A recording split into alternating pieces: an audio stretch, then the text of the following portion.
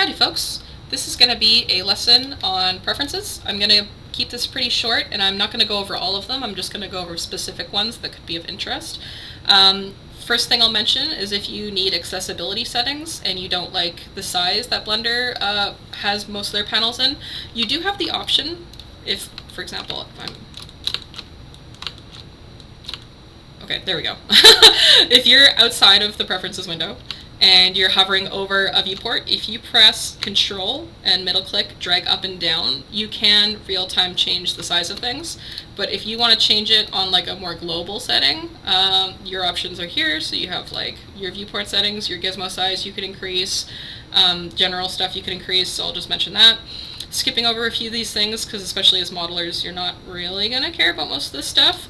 One thing in particular that I will mention is add-ons. So if you want to install your own, just hit the little install button. And then I have a folder just for it. For example, meshlint is one that is free, available online, and it's not native to Blender. So once you install it, it'll search for it automatically. Just click the little box to enable it. If you don't know where to find it, you can hit the little drop down. Sometimes if you like just enable it and disable it, you'll see a window like pop up and hide depending on if it's like visible in this context. But if it's not and you're not sure where it is, you can go to Object Data Properties Meshlint. So if I go here, Object Data is underneath, that's a little big, and then right here I can see Meshlint. So Meshlint isn't context sensitive, I can see it regardless, but in order for it to work, you just select, enable what you want it to check for. Let's make it more dramatic. So I've sold it to check for tries, it'll tell you how many, and then of course if you disable it, it won't check for it, so that's a really good one. Another really key one that is native to Blender is loop tools. So in the tool menu, no, sorry, this one's context sensitive, so you do need to be in edit mode, edit, and then loop tools. So you have got a bunch of different options here. I haven't played around too much with a lot of them. The ones I care about in particular are G-stretch, relax, and space. Those are pretty much the only three I use out of this, but I use them quite frequently. So just to explain the difference real quick. So G-stretch will stretch a certain amount of verts evenly between them as a line. So for example, I messed up this line and I want it to like be straight again. If I just G-stretch, it'll go between those 2 points. So you can easily update and it'll always, based on those 2 points that you select. If you have a few selected and you like mis-selecting them, it won't work properly. Let's just make that more dramatic, you know? But that's how that one works. Relax is a very good one for relaxing anchor edges. Mesh anatomy I'm going to talk about in a different lesson. So that one I'm not going to go over too much. I'll explain the difference between relax, space, and vertex smooth at another time, but just be aware that these are the settings I really like to use. Space is easier to explain. Basically, it'll just space out the verts without changing its shape. So if you need, it's pretty self-explanatory. If you need to space out vertices while affecting the shape minimal amount possible, you can do space. And you can go by selection or parallel. So for example, if I wanted to space out, let's just make this more dramatic here. Anyway, okay, so if I wanted to space out these ones, and I want to do it to all of them at the same time, you can set it to parallel, and then I guess it's not as dramatic. I'm sorry, let me just make this more dramatic so you can actually see what it's doing. Okay, so let's try that again. More dramatic. Space. Okay, so you can see it affects them all at the same time. One thing that will disrupt this process is the mirror modifier for some reason. I take it as a bug, but it could just be the logic of how that modifier works. But for example, I don't know. This is a terrible object, and it doesn't really matter. But okay, so say we have this horrible thing. We have this mirrored, and we want to space out these, or we want to relax them, for example. If I go to parallel all and I hit relax, it's only doing that one line, whereas like it should do the whole range. So if you just disable it and then say relax,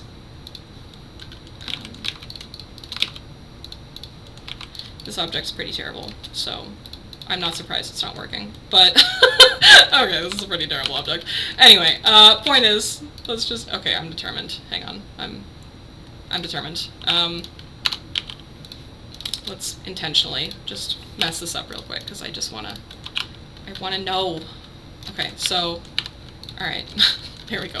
So I've messed up this circle quite a bit, and there's no modifier on it, and if I say relax,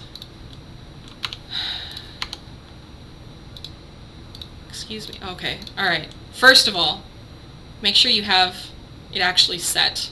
I think I was looking at the wrong one.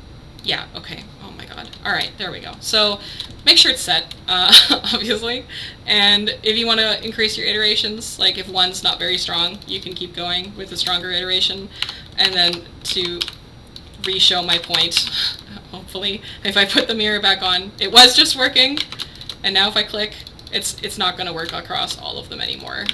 It's still only going to work on the one. So, anyway, long-winded way of saying that's how that works. I'll explain that more in a different lesson. Anyway, moving on. Okay, so loop tools, that's a really good one. And the last really good one that you're going to want is copy attributes. So normally when you copy an object, you won't get a drop-down menu. It'll just say like object copied, and by default it's just going to copy your object. But with the copy attributes menu enabled, so say for example, I have a color, a material on these. If I want to easily assign the material to these objects, I can go through the drop down and select them if I want. But what you can do is select all the objects you want to apply to first, so I'll shift select these two, and the object you're copying from last. And then Control L is one way to do it, copy, or you can link materials this way, and you can also copy materials this way. And I always have a hard time seeing it. And I lied. Okay. Control L is for linking materials. I'm getting my two things mixed up. That's fine. We're going to talk about a different example, actually. Okay, so let's say you have a lattice and a shrink wrap. And it doesn't, honestly, I'm just picking random things. It like really doesn't matter, because the point is for the example, which I've already messed up, but I don't feel like recording again, so we're just going to go with it. And we're going to select these two, right? They don't have any. You select this guy.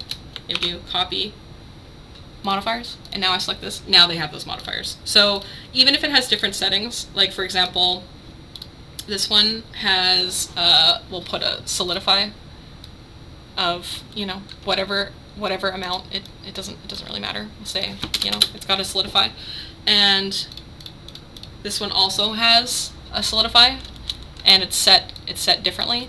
So even though the solidify modifier is the same, it sees that difference and it will apply that value difference. So that's just another way to like quickly, if you have a lot of objects that you have to set individually, that's just a very quick way to go about doing it. So, and you can, this also works, another really good function of this besides the modifiers, there are other, clearly, plenty of options you can choose from, but the other one that's incredibly useful is if you want to copy the rotation and scale and stuff. So again, selecting the object you want to apply to, and the one you're pulling from last, copy, location, rotation, scale. And you can like easily copy the location of multiple objects. So that's pretty nice too. I use that pretty frequently. So those are the three main add-ons that you're definitely going to want to install as a modeler, because those are very useful. And just moving on through these menus here, you don't really care about any of this. This doesn't super matter. If you have a specific thing that you're looking for to change, it could be something here. For example, I know some modelers prefer the trackball method instead of like the term table method. It will kind of change how you move around in the viewport.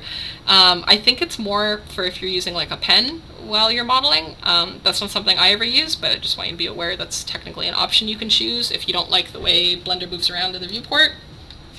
The last most important thing that you are going to care about is the key map. So, for example, spacebar action, you're probably going to want to set this to tools, because as modelers you don't care about play being your main key, or you could set it to search, but honestly, hang on, I have to close that. If I hit F3, that's also search, and that'll give you the anything in the software. So this is the equivalent to like the Maya space key, except you can just search for it instead of having to find it. So for example, if I wanted to do that relax thing, okay, I lied. I've never actually searched for relax before. It's more for things that have like a specific function, like if you do like grid fill for, oh, right, okay. Another thing is it is context sensitive, I will add. So if I'm like in space and I type grid fill, you notice how I got different options than I did in object mode. So you can experiment a bit with that. That's a good way to find it. And then the other nice thing too is it tells you where to find those things originally. So if you can always just search through F3 if you want, but it'll also tell you where it is. So that's pretty nice. Okay, hang on. Let's go to preferences again. Go back here. That's the thing that you'd want to do. Change that to tools. Activate gizmo event. Pretty much leave this on drag. I've noticed if you set it to press, then you might have difficulty selecting vertices that are too close together. That could be mildly annoying, so if you just have that set to drag. Most of the stuff, honestly, I don't really change. This is more if you feel like it. But the important thing here for if you want to rebind your keys is you can go by name or key binding. So, like, if you know, like for example, if you know the hotkey but you don't know what it's called, like the loop cut and slide is Control R by default. I think I've changed it, so it won't show up for me. But if you forgot what it was called and you know the hotkey, you can search by that. If you know the name, just have to make sure you change it. For example, loop cut and slide. That is the equivalent of adding a loop, and it'll allow you to slide it after. I set that to an extra button on my mouse because that's one you have to use a lot, and I found Control R personally just awkward for me to do. So if you want to change any of them, and the nice thing is you can just set it to one button. It doesn't have to be a marking menu, so if you have a fancy mouse with extra buttons, you can definitely utilize that with Blender, which is super nice. So that's a lot of options. That's how you would go about doing it. And it's generally pretty friendly in terms of like finding those key bindings. It can also make it easier too, just in terms of like learning the controls and the hotkeys if you just peruse, but that's up to you. System can mostly ignore that. The thing that does matter on this page though is undo steps. I'm actually going to set that higher. I would honestly recommend setting it to like 50 or 75 if your system can handle it. It shouldn't be that bad. Blender in general is not super heavy to run. But what this will change is this undo history and how many step backs you get. So the nice thing about Blender's undos is you don't have to just go one by one. It'll actually tell you. So this is probably the closest you can get to like when you do things to an object in Maya, it creates that like list of history. This is probably the closest Blender has to that, except it considers the history of like Blender as a whole. So if you go back, you can choose. Just make sure that if you undo your history and you went back too far, you don't do anything else. Because if I went back too far and I like enter edit mode or do anything and I go back to, now it's gone. I've lost that history. So, because I've rewritten a new history and it's like reset my steps. So just be very careful. If you're going back, just be sure that's where you want to be before you click anything. Otherwise you'll completely lose it and there's no way to get it back unless it was saved in an autosave state. Otherwise it's gone. So that's why I like to set a lot of steps. Just gives you a lot more options for like how far to go back in your mistakes, which is really nice. And yeah, this doesn't really matter. You can set your autosave timer if you want it to be faster or slower. If you're finding it's too frequent to access those autosaves too, you just go to File, Recover, Autosave, and it'll give you a bunch of options. So you just got to remember, what it was called. You can go by date if that makes it easier, and you can open the file that way. It's generally pretty reliable. It's definitely a lot more reliable than Maya's autosave, I would say. It's definitely saved my butt multiple times by having that. So yeah, those are preferences that you might care about in using Blender. And yeah, have a good day, folks.